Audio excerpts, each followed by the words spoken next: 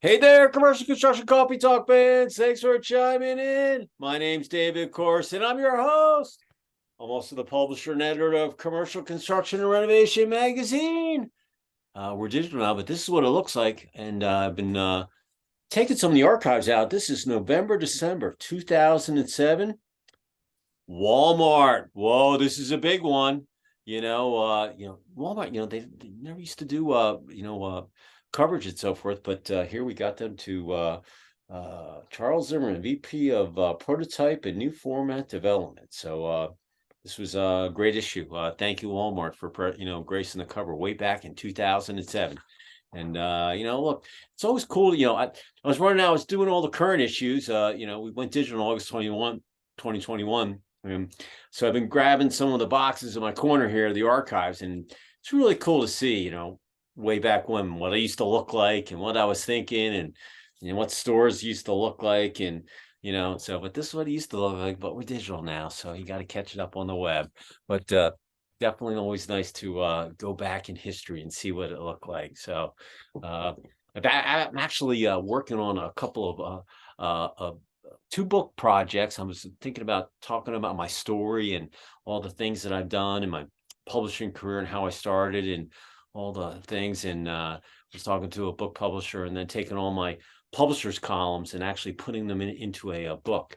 And so those were two of all my to-do lists that I've added. I just had that that Zoom call this week. So it was actually pretty exciting to, talk about it. And hopefully those things will become to fruition down the road, and you can see those things. But anyway, it's Friday, it's hump day, it's the end of Women in Construction Week, and it's been just a wild week. I went to Dallas, rain, 59 degrees, and just a little chilly down there. Walked the roofing show, traveling, get back on the plane. I think my next stop is the sign show in Vegas in a couple of weeks. And it was really good to see a lot of people out, shaking hands. Hadn't seen some people in a while, and just all in all, getting back into the groove. I haven't really traveled that much over the last couple of years,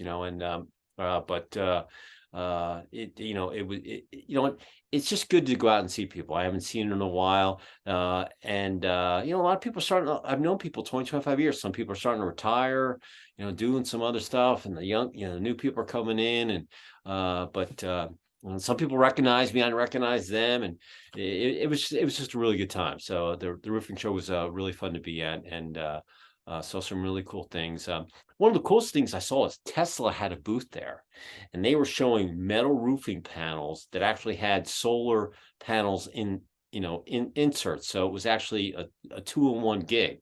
And you buy the roofing panel, you get 30% off from the government, for your taxes, you get the write-off. But Tesla, it's just amazing. The guy's in space. He builds, electric cars. And I didn't even know it was in electric roofing until I walked on, and Tesla had this huge booth, and I was talking to the engineer, and he's telling me how the thing, just really, really cool. So I saw a couple of the cool products that were out there, but that was one of the coolest ones that I saw. On the athletic front, hey, listen, I normally have my DU colors on. I just grabbed a different jersey today, but we got the DU Pioneers ice hockey, number 3 in the country. We're playing Miami of Ohio and Minneapolis tonight in the NCHC tournament. So hopefully we'll win, and we'll take that, and then they'll go into the NCAA championship. And my lacrosse team, I got my lacrosse sticks behind me, or on this side of my shoulder.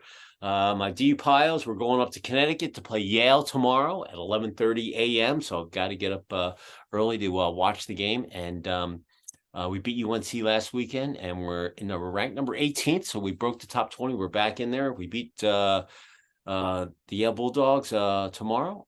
We've got the Ohio State Buckeyes coming in the following weekend, and then it's a league play. So Coach Tierney and the boys, hope you have a good ride up there into Connecticut today, and may the best team win tomorrow, and I'm going to be rooting for you.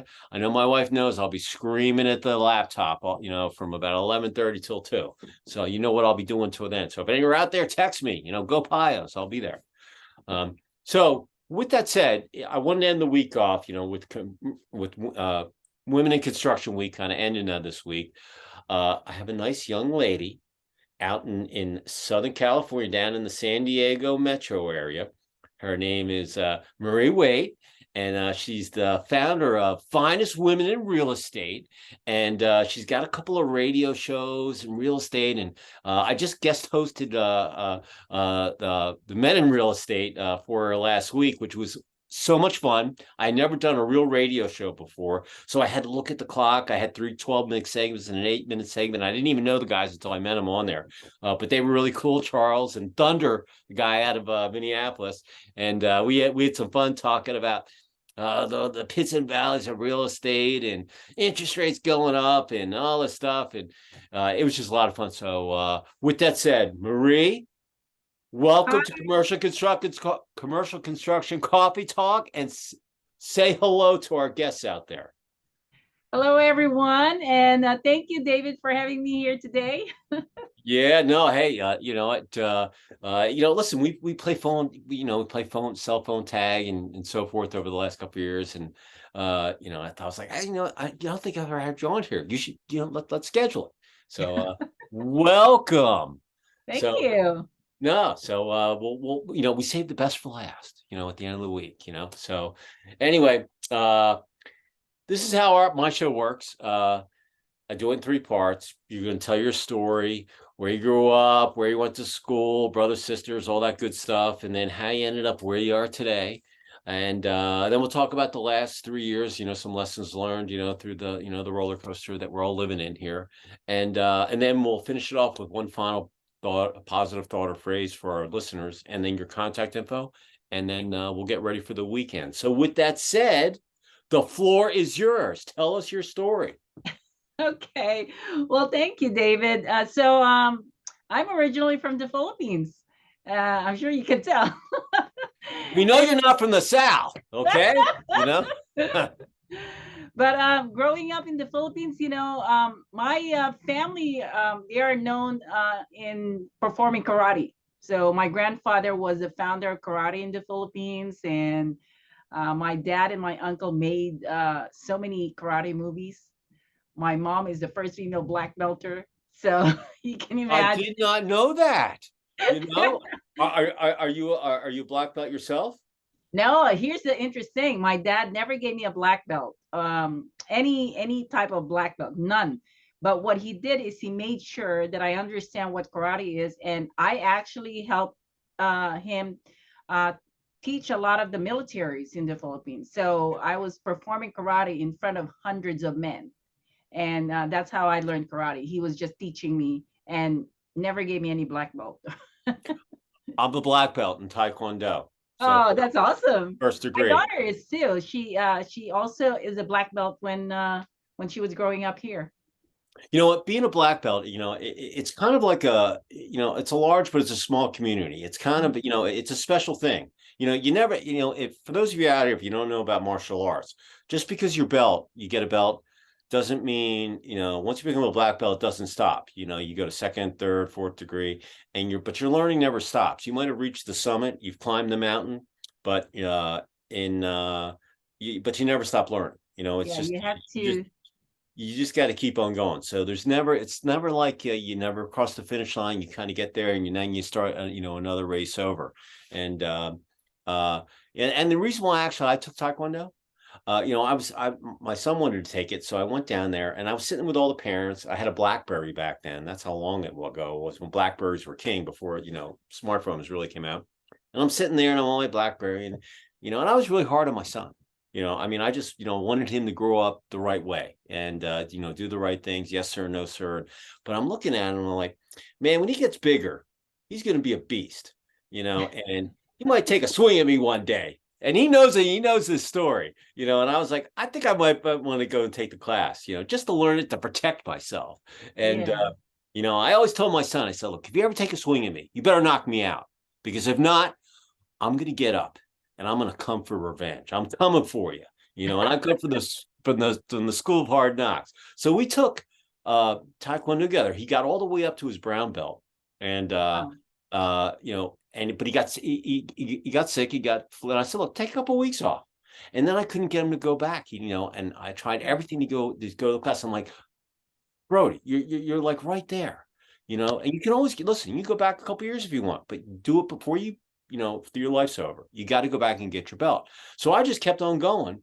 And then 2 weeks before my black belt test, I was going to Miami to go look at locations for my summit. And I had just done this jump sidekick, and I was catching a flight, and they go, Mr. Corson, you want to do another jump sidekick? And I looked at my mom like, okay, yeah, go for it. So they put up the bag. I go over the bag, break the board, boom, land on my knee buckles, heard the pop, and everybody rushes over, and I'm like, get me up. And so I drove down, and I called my wife, and I'm like, oh, I think I just blew my knee out. And I already done my other ACL, blew my ACL, so I knew something was wrong. I fly down to Miami. The next morning, I wake up, and my knee's about the size of a cantaloupe. So I called my doctor. I said, hey, Dr. Orris, I think I blew my knee out. He goes, well, listen, come home. We'll drain it, and then we'll wait a couple weeks. We'll take your MRI. So came home, drained the knee, and he's checking. He's it's not that bad. It might be just a slight tear. So I got my MRI, ran home with the disc, popped it in, and sure enough, I saw the wrist was broken, and had to have surgery again. So then I had to go through rehab, and then I got back on the mat. And what was wild was the founder of Taekwondo was General, I forget what his name, how I pronounce it, but anyway, the big wig in Taekwondo. I was an ATA, and he was there, and he was actually one of my judges for fighting. In the morning, you have to run so many miles, you take your written test, and then you do your forms, and then in the afternoon you do battle. And he was my judge, and it was just nerve-wracking, but I was really worried about my knee holding up, because you got a twist, and and I was worried. And I was looking at all these little kids that didn't pass, and they're crying, and you got to wait 6 months to take your test over again. But I broke it, and I got my belt in Korean, and it was that's amazing. Yeah, and actually I took my class where I could actually become an instructor. So I've got my little red trim on my dojo. So it was really interesting. And I saw a lot of people, there were all sorts of, I was always took the adult class, and on Saturdays I take the class. But as my son got older, he would come to the adult class with me. So, we'd be in the sparring line, and he'd be waiting so he could beat up on me, or I could beat up on him. It was, How old is he now? Is he bigger now? Oh no, he's about, I'm about 5'10", 190. I look exactly like I was in prep school. I haven't really changed much, except I've got less hair and it's gray. But he's about 5'11", and he's about 210, 215, but he's benching about. That's still a good weight and height there. Yeah, he's benching about 250. I mean, he's a beast. I mean, he works out. And so I wouldn't want to screw with him. He's buff. He looks like a linebacker. And my uncle was a very famous actor in the Philippines, and during the 70s. And my mother was the first female that did the exhibition of karate in the Philippines way back. So this is how we were known in the Philippines. And because of that, not a lot of men are coming to to my house because they're afraid of my dad and my mom. So I ended up meeting someone from here in the United States, and that's how I ended up being here in this country, because no one in the Philippines would come to my house. They were afraid. and so my husband at that time, he didn't know anything about my family, so he went to my house with like normal way of courting me, and he courted me for 2 years. He had no clue how famous my dad was. So, if you think of karate, you think of Bruce Lee. I mean, that's when I was growing up, that was that, or Chuck Norris. Jackie Chan was the one that was going on at that time in the Philippines during my dad's. During his reign. Yeah. Well, listen, I love them all. Like I said, Bruce, Chuck, Jackie. I mean, there's some of those movies you just you gotta laugh, but man, those guys were so talented and lightning quick, and with their Yeah, hands. it really gets you in shape. And the techniques, there's the karate that we know is called Shorin Ryu. Are you familiar with that? Shorin. I've heard it, Okay. mhm. So that is more grounded kind of karate. We don't really do a lot of kicking, but there's kicking in there, but we're just so grounded on the floor that you have to have the balance. And anything that you do, punching and kicking, there's a lot of power coming out of it because of your balance on the ground. So that's how some of the techniques that we use. My Yeah, mom is really good with her hand, and she loves the roundhouse kick, so that's her favorite one. when my instructor, he was about 5'7", probably 150 pounds, wet. He was a little guy. You would never know. Fourth degree black belt, but lightning quick. And we were. It was just like when the UFC was kind of getting into its gig, and we were getting into grappling on the ground, and um, uh, so he's like, Mr. Corson, listen, if you ever get into a fight, you're never going to be sitting there duking it out, man. You're just going to warn someone, don't screw with me. I don't want to have to hurt you. And then he's like, you're just going to kick them low. Head's going to go boom, elbow. I used to love the elbow strike, and that's one of my favorite ones. But he's Yeah, like, it's going to be over before you know it. And, yeah, the bigger they are, the harder they fall. And it's never so truer with yeah. Taekwondo, the way of the foot and the hand. So, Okay. but, I did not know that. I have a Yeah. So celebrity. and I'm also the only daughter in the family. I have three brothers. I'm the oldest. So it was there's a lot of expectation there being a leader. So and I Mhm. did a lot of delegation. So you Leading. came over here, you found your husband. He didn't know about it. Now he's terrified, of Well, we were together for 5 years, and he wasn't, very nice because he was having fun in the Philippines. So yeah, yeah. not really good, didn't last. So how did you end up, with the finest woman in real estate? Give us that kind So, of, okay, I moved to California from New Mexico.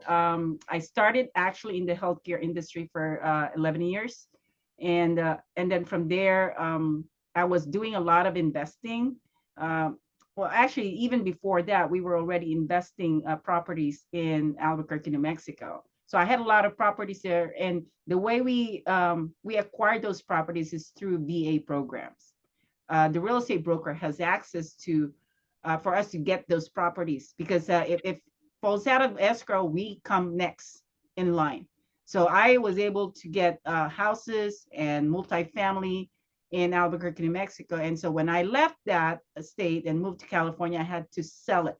And when I had to go through that selling, I was working with this real estate agent, and I tell you, he was doing the dual agency work, and he didn't really do a good job. And I felt like, okay, I need to understand how this works. So I went back to school and got my real estate license, so I understand how it all works out. And then I realized, okay, I think I'm gonna go start a real estate brokerage. So that's what I did. We started a real estate brokerage here in Temecula, and I recruited about 50 agents to work for our company. And we were new. We were competing with the big guys out there, but I didn't really care. I went ahead and recruited 50 agents. And then from there, I started doing all this marketing for the agents because I realized they didn't know how to brand themselves. And I was really good in branding myself. So I went ahead and just created the marketing program for the agents. And I also started a nonprofit organization in 2008 because remember that recession? yeah. Well, that's when the economy fell off a Yes. cliff, the And housing there were a market. lot of companies that closed. Okay. So I thought, okay, I will help these companies. And I created an event where, I gathered all the business owners and did some networking and kind of like what you were doing, what you did with the commercial summit. So Hmm. that's how I started. And then I created a nonprofit organization. We ended up bringing over 100 companies and started raising money for the school. So because of the nonprofit, I ended up doing more connections. I had more connections with the city, and the city ended up sponsoring my events. Like I was doing fashion shows for 3 days, and they're taking care of the sponsorship on that. That was amazing. And then from there, I went and focused on creating the finest women in real estate.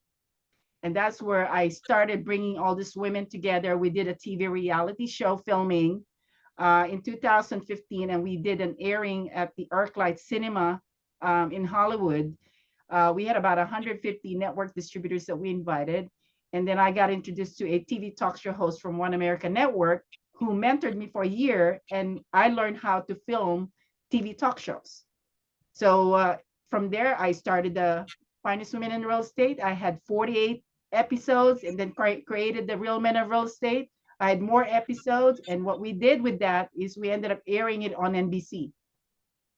And now I have connections with NBC. It took me a year to really nurture that relationship with them, and I was really lucky to have the right connection and was able to successfully air the show Real Men of Real Estate on here in San Diego. Awesome. Yeah. Wow. Talk about, entrepreneurship at its best, but, growing up, learning karate and discipline and all that, I still say, I always like talking to athletes, I don't care if you're man or female, you learn about, sports in general, karate's kind of an art, but it's, it's athletic, it's leadership, it's patience, it's all of those things. And it's kind of a hybrid of all the sports, because I totally agree with what you're saying, because I think the karate gave me the focus and the discipline and being a fighter about what I wanted to do. So, the confidence of learning karate, knowing that you can, you can make things happen, physically and mindset, that's part of learning karate. And that's why I always recommend people, even the young kids, that they need to go to learn karate. Just because of having the right focus and discipline is amazing to be a part of it. I totally agree. I just had a guy on. He does. It's called My Backyard Sports. It's a franchisee. Anyway, we were talking about kids today, and they're all just sitting there inside their homes. And when we were growing up, we were outside playing sports till the sun would go down, and then you go eat dinner, and then you do your homework, and then you go to bed. I mean, that's the way it was way back when. Now, you can't get the kids to go out. They don't even know how to change a tire, or, what have you. And so his passion is, to, bring sports into the backyard, whatever it might be, tennis, football, basketball, whatever it is. So you can, get those kids off the freaking phone or tablets or whatever they are, and get them outside to do stuff. Yes.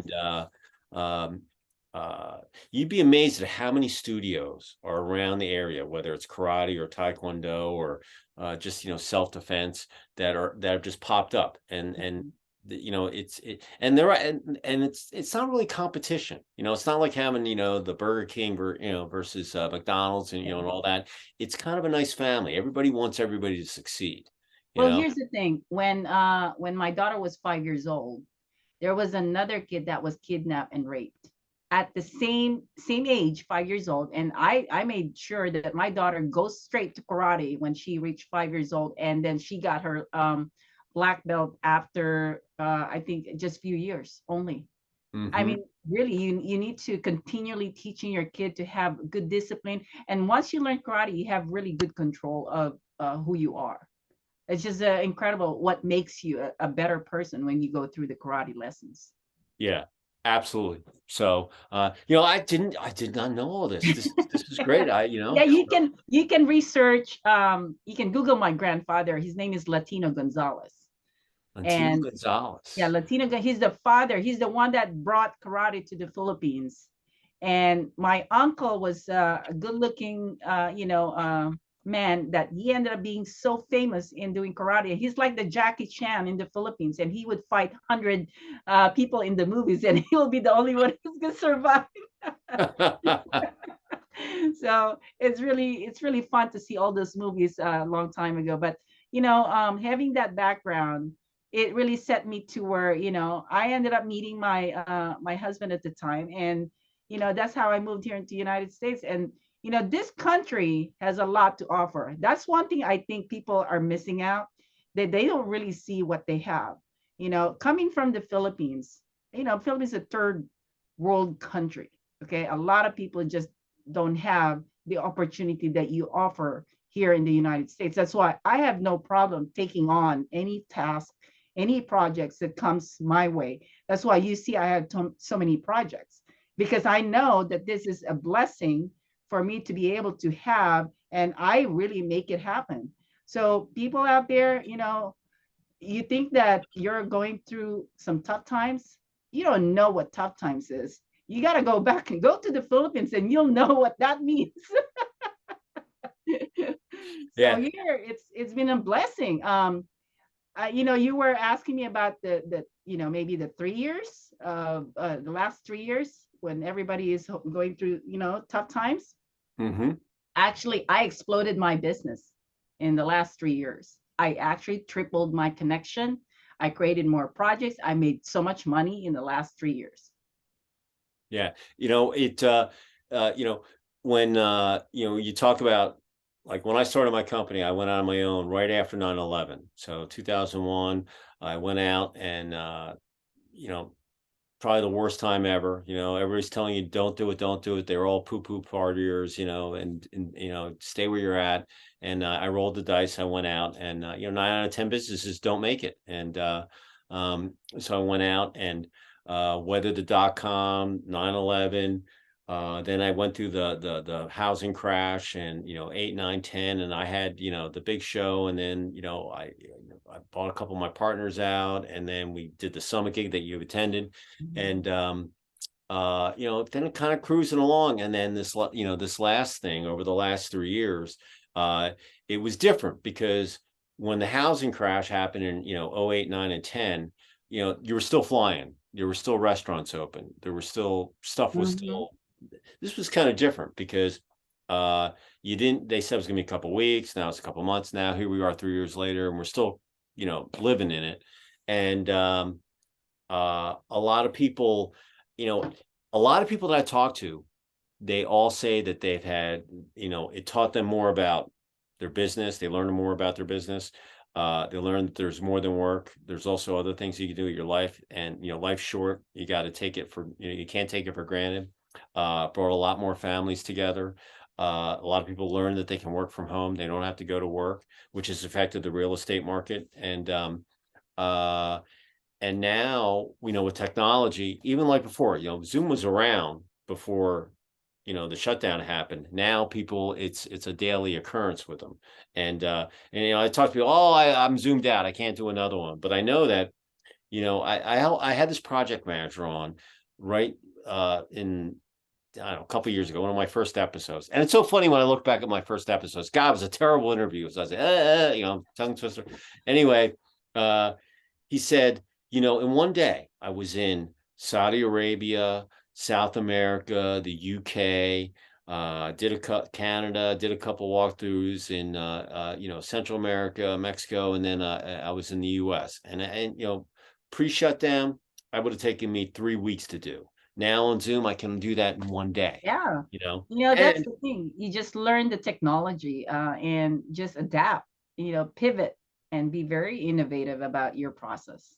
oh yeah, and you could, listen. It's like when I went to the show this week, I told my wife, I'm like, I haven't been to a show in a couple of years, and a lot of my clients have, they're either retired or they changed jobs. I got to go down there, and I have a roofing issue coming up, so I planned it. If I Yeah. would walk the show so I could get them the roofing report, and I'd have new contacts, the fresh ones, and so you get, there's face to face is very, very important, but with Zoom and technology now, like if you're not going to go drive to do a 2 hour, like if you want to go look at something that needs to look for 10 minutes, someone can do a FaceTime with you, or you can pick and choose where you really need to go and shake hands Hmm. and show your face and save yourself a 2 hour drive or whatever, and use technology and pick your choices where you can spend your time.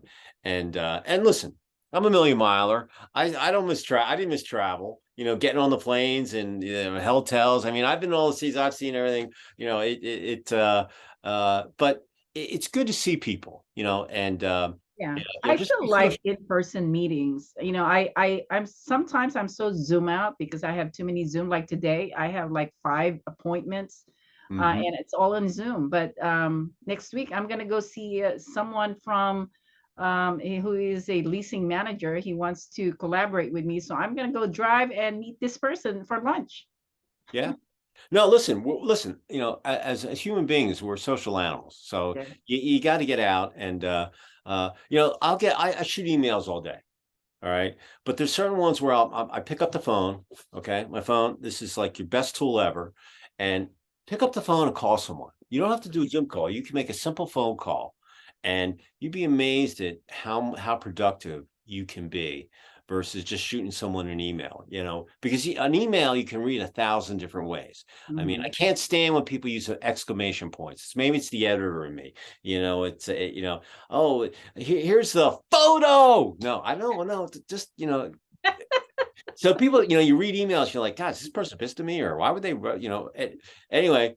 But some people, like, I had a guy that emailed, he goes, "Hey, David, do you know this person or whatever?" And I hadn't talked to him. He's out of Denver. And, I called him like, Wayne, I haven't talked to you in a while. I was going to shoot, and we spent almost an hour on the phone Yeah. talking about just not even business, just stuff. He has horses and we're talking this.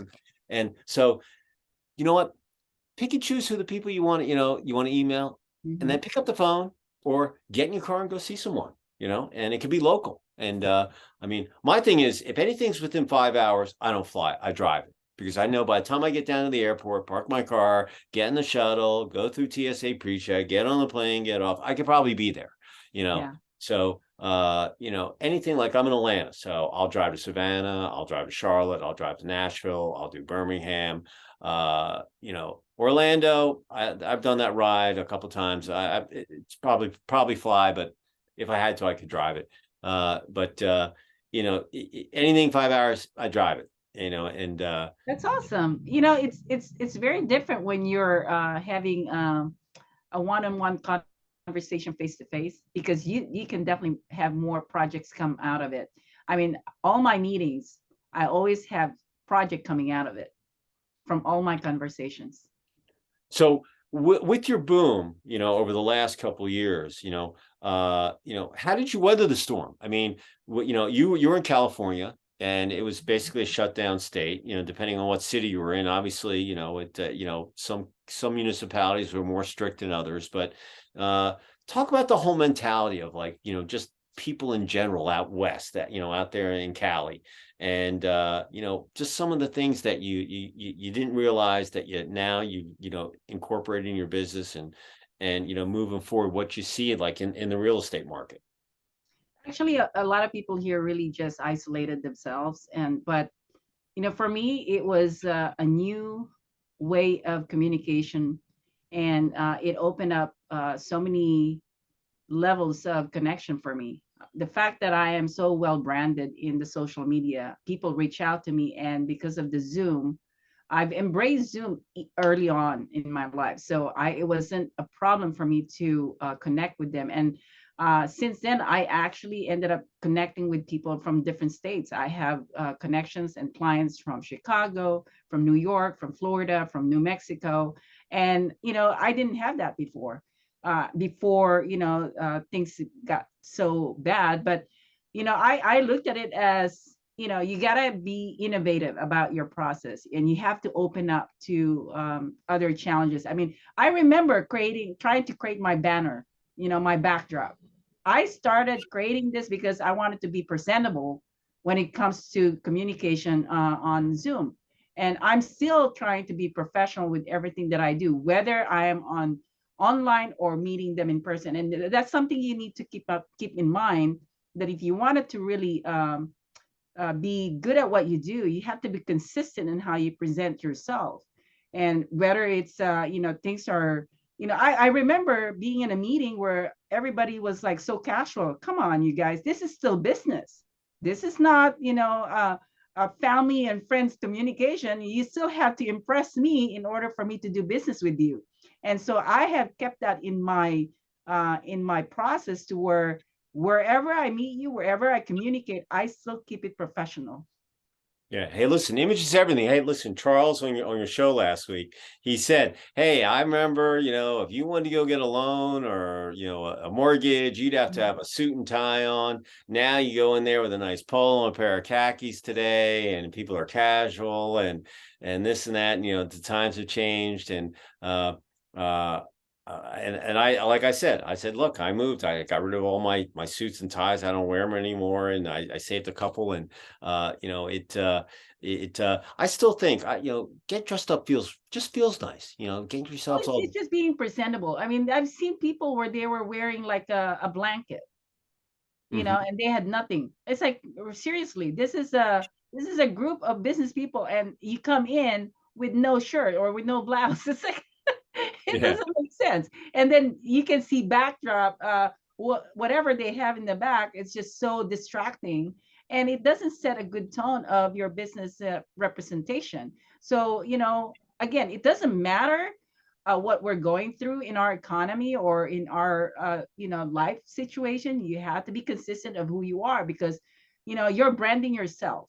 When you brand yourself, you need to show that you are professional, and you are serious about your business. What I have right now, these are all my companies. I represent all of this, so I need to be, I have to make sure that I represent it well. My backdrop this year, I went very simple. I normally Yeah. have my artists. I'd have a sign guy. When I first did my podcast, I just had logos. Last year, I had logos and thing, and this year I was talking, and I wanted to have signs. So I went out and reached out to one of my sign guys, and big shout out to Electro Romantic. Thank you, out of Philadelphia. Thank you, Antoine. They're still working, so awesome. And but my artist is like, "Hey man, just do the signs, and listen, you're the lacrosse guy, hockey guy, just stick up some things and Yeah. have a nice thing." He told me I should get some colored lights, and I could have them give it a little Well, romantic look to it. And so I was like, okay, I'll go play this year. I always like the jerseys. That's kind of it's my it's my part of signature. your branding, David. I mean, it, especially you're talking about construction, and construction really has been, known to not be so overdressed. So, Yeah. I mean, the way you have represented your company is fine because of, what the nature of the business. But in my business, I'm in the marketing business. I work with, a lot of high-end clientele. So I have to, my brand is different from, the way you're representing your company. So it's actually amazing for construction, because a lot of people are doing business just with their casual outfit, and some people are, it's the way it is. That's the nature of the business. It just My depends. Listen, my family's been in construction since Mm-hmm. 1888. So we've been in, demolition, recycling outside Oh. of Philadelphia. And I remember my grandfather, he was a combat engineer in World War II underneath Patton. And he rebuilt all the bridges in World War II in Europe that the Allies bombed. So when they rebuilt Mhm. Europe. And but he always went to work, and with a tie, and we'd come home, he'd wash his hands, we had to sit down dinner, you had to be, we'd take the flag down and fold it. And so I was brought up in that kind of that military era, but Yeah. you always want, if you always want to be presentable in yourself, and image is everything. And then I'm still in construction, but it is construction. You have a lot of jeans, a lot of polos with logo shirts. And when I look back over the last 22 years that I've been a publisher in the construction industry, it definitely has become more casual, but people still present themselves. And, all the people I know, I know exactly what they're going to look like, in a jacket or in a polo. Mm-hmm. Someone might not want to see at the pool, with a margarita and a beer in their hand without a shirt on, but that's a whole nother story, but the I think, David, when you're just meeting, someone for the first time, because the thing is, you don't know what their standards are.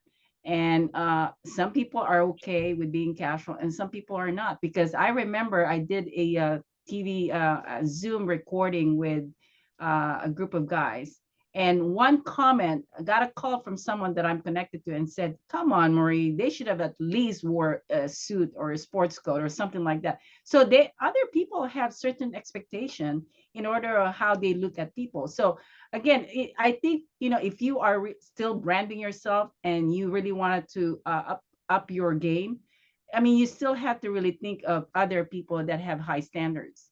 So majority of them, they do look at the way you present your company or the way you present yourself, and that's how you will attract those people.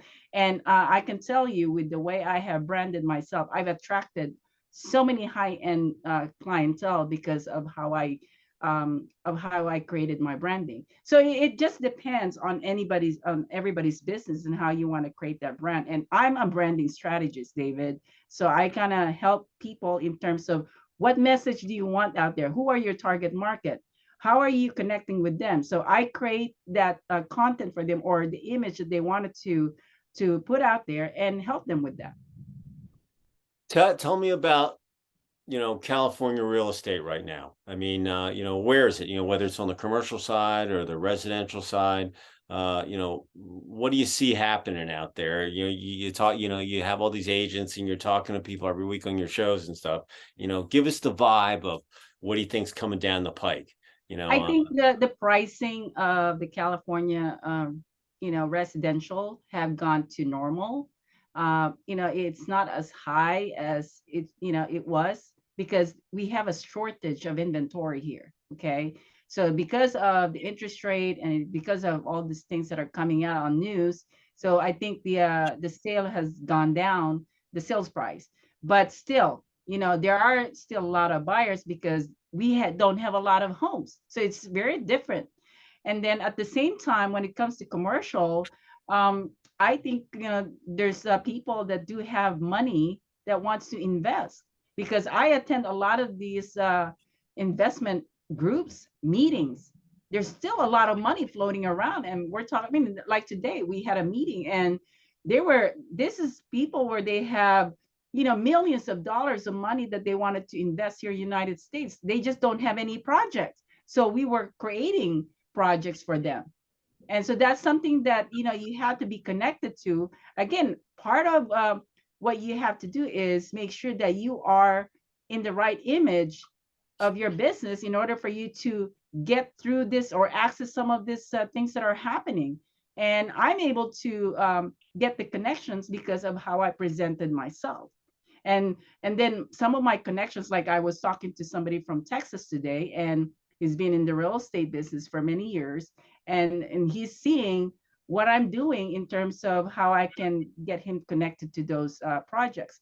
But again, it's a matter of what your goal is when it comes to your business. And when you set that goal, you need to also look into how you're building your branding in order to make it happen. so construction historically is, male dominated. We see more and more women are, coming in and, getting in the skilled trades, or I said, look, why men are designing retail stores for women that are going into shopping in there.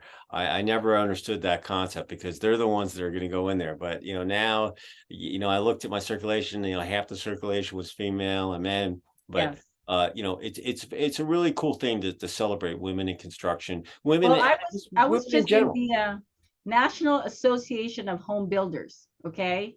And there were about I would say 100,000 people in there. And I also watched student competitions from all over United States. And I can tell you right now, from what I have seen, there are many women that are part of designing some of the custom design of the luxury homes and the home building, because they have their way of looking at the usage of the house. Because as remember, I'm a licensed agent, and when I'm dealing with the husband and wife, who makes the decision? The wife, because they know what they want, right? So if Right. you bring in women in doing some of the interior designing of the of these homes, you have a lot more input in regards to the people that are making the decision on buying the home. So you got to consider that. Another thing is, interesting about some of the things that I've observed during the national convention of the home builders is that you have to have a very good market study. That's number one. And you need to have good resources in terms of the safety and the quality of your development projects. And part of the creating construction development projects is having the right numbers to show to the investors the return, the ROI, right? You need to Hmm. have a good ROI, and you need to have a good target market and good location for your projects. So that those are the things that I think in the commercial construction, and having more women involved with it is actually a good thing. But men have good sense when it comes to, the construction management part of it, because they know the materials, they know what you're looking at when it comes to budget. Women loves to design, but they have to also consider the cost that's involved in the designing. So men and women work really well together on a construction project. My wife's an interior designer, and she only has one male on out of all her subs. The this guy Chris, he's a cabinetry, does awesome millwork, and but the rest of her team, they're all male, and she's the boss, and but she treats her subs awesome. Buys Yeah. them lunch, pays them well on time, and when she when she says something, man, they're like, yeah, boss, we jump. And Mm-hmm. but it's been, over the last couple of years, a lot of people stayed at home. They redid their kitchens or basements, or just in general, all sorts of stuff. So I've seen all these projects, and my wife, and she's gotten, she's built a nice business, and right now she just, she has a website, but it's really word of mouth, and people find her on the Facebook Marketplace, or whatever, and it's just it's been amazing to see her, all these projects from, the before and after pictures. And I'll go over there and help her deliver some stuff. Well, she has a very supportive husband. That's a big part of her success. You got to think about that No, too. I'm like, you go, girl. You go. Let's go. She's like, oh, I don't want to go out and do this. I don't. I'm like, no, no, no, no. Go. See, that's what we're Go out talking there, about. man. Go kill it. And Yeah, so that's what we're we have a piece talking of about. we have a piece of land on the lake. We're gonna build, and Mhm. so she designed the whole house, and she says to me, she goes, have you even looked at the plans? I'm like, yeah, I've looked at the plans. We just sent them to the architect to get approved by the HOA, and uh she's like, I know that we're gonna build this house, and you're gonna be like, why didn't you do this, why didn't you do that? And I said, I have complete faith in you. I'm not even concerned about it, but if we really want to change anything, we'll do it before the drywall gets up, because once Yeah. the drywall gets up, then you're getting into, stuff. So, there's going to be things that we're going to tweak as the project goes on. And but you're going to be we're going to be the contractors. You and I are going to get together, and uh and I go with the flow. I'm easy going. 95% of me is negotiable. 5% is not. I just need one room for myself, for my man cave, or whatever. I just need one room to have for myself. Other than that, I'm easy. Well, Uh, I tell you, David, in all my projects, I work with both men and women. And, I have experience working with a group of women where they are very energetic and bubbly and all of that. But when it comes to trying to create, getting or implement a project, it's a little bit harder compared to a group of men that they don't talk to each other, and communication has always been an issue. But when I give them a task, it's done. It's just yeah. they're like military, all of a sudden, they work together like a military, and they take care of it. So there's a balance between working with women and men. And I think in every type of business, you gotta look at the talent of women and the talent of men together. And I've always loved that concept of working both men and women, and really seeing using their strength. Women are very good in socializing and creating the connection emotionally with people, with your target market, and they understand the emotional part of it. Men are very good in getting things done, and executing plans, because they're so focused. They're like one way, and they get it done. And so that's what we're talking about here. It's the balance of talent between men and women is amazing. When I was doing my retreats, even virtually now, but when I was doing them in person, we would do this roundtable, and we would ask the same questions from the men and the women's, and the men's.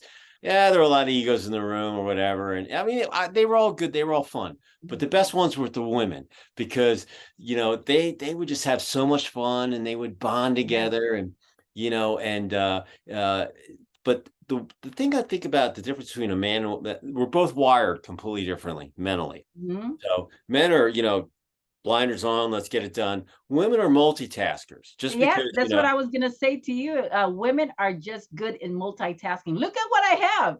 Imagine how many projects I have, and I'm able to manage it with no problem. But men, when you get them to focus on something, it's like really solid. That's another thing you get. It's different yeah, for men. absolutely. So if you want, if you wanted to leave our audience, with one positive thought or phrase, and listen, you're smiling now, so I know it's going to be something cool. Uh, as we finish Q1, and we're going into Q2, 3, and 4, and before you know it, it's going to be the end of the year and the holidays because oh my God, we're almost 3 months out, already into the year.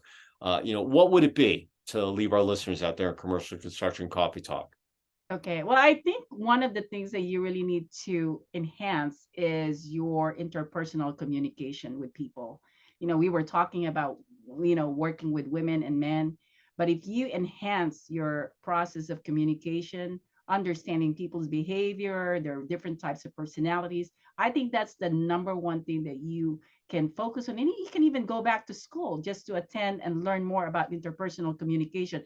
And then after that, work on your leadership because the leadership is going to influence people, inspire people, and that's where you can have more people that can work with you on your projects. You're not going to be alone when you are able to bring in people together and they understand your purpose, your calling.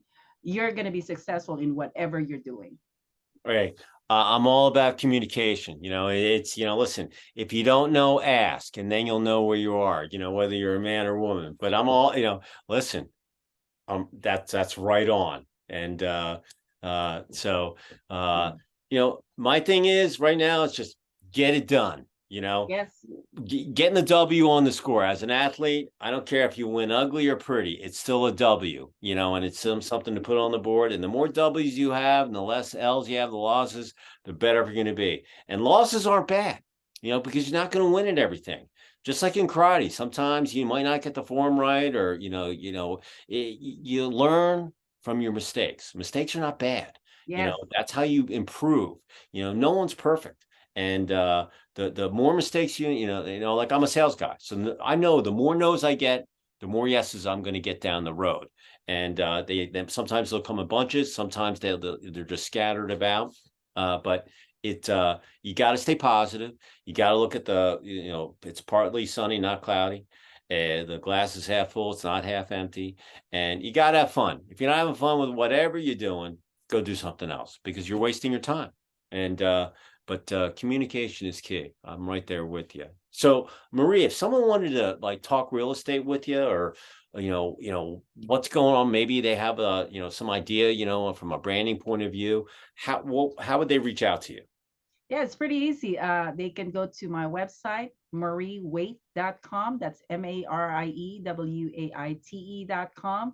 I always say to people, wait is, you can't wait to work with Marie. So, if you're out there, you got some real estate questions or branding or communication or whatever, mariewaite.com. Give her a call. She's out there, and she'll come back to you. She'll make you laugh. And if anybody wants to reach me, you can get me at davidc@ccr-mag.com. We're always looking for stuff. Right now, I've got my 6th annual project profile award. So if you've got a really cool project that you've done, it can be in anything, retail, restaurant, hospitality, federal cannabis, brewery, commercial interiors. It could be, public store. I mean, we look at everything. So if you got a really cool project, go to my website, CCR-mag, and under the advertising menu, you'll see 2023 project profile. Download it. You fill out a paragraph about the project, give us a couple who the contractor, the architect was, and then send us a JPEG. And I'm a judge along with my editor, and I got a couple other people, and we look at things and we pick some cool stuff. And I know you don't like hearing this, but it's like playing the lottery. If you don't buy a ticket, you can't win. If you don't send me a project, I can't look at it and get it in the magazine. So, Marie, I'm going to send you the link. So I want you to submit something, or get one of your clients to submit one of the cool projects that you're working on out there. And, Okay. we'll get it put in the magazine. And so, you know what? I'm going to go show you something. Just hang out there 1 second. All right. So, Marie, you were talking about karate. So, this is my Oh, dojo. look at that. See, I got decoursing. All right. There I am, decoursing. All right. Oh my, love it. And here's my black belt with my name. Here's my name, David Corson, Look first at degree black that. belt. And that's my name in Korean. So, Awesome. I love it. Thank you for but showing it to me. But this is this red belt, my trim on my uniform. I only wear this during competition. Otherwise, I got a couple of the workout forms. But anyway, this signifies that I actually can become an instructor and teach. So Ah, when I became in, that's but beautiful. Thank you for sharing it. yeah. Anyway, I just want to say that I wasn't BSing you. So No, anyway, Marie, I always a can see pleasure that, David. talking to you, and enjoy the weekend out west. Yeah. Everybody out there, Commercial Construction Coffee Talk. Listen, enjoy the weekend. Mindsets about everything. Recharge your battery. You're gonna have to do it all again next week. And Marie, I look forward to Yeah, seeing you thank you in so person. much, David, I want to for meet you. I want to see you in person. I'm going to hug you. I'm not no fist pumps, and you six. know, and I don't want to, because I know now that you're the karate girl, so that's awesome. Uh, anyway, everybody have a great weekend, and we will see you next time on another episode of Commercial Construction Coffee Talk. Marie, pleasure as always. Bye. Thank you, See ya. everybody.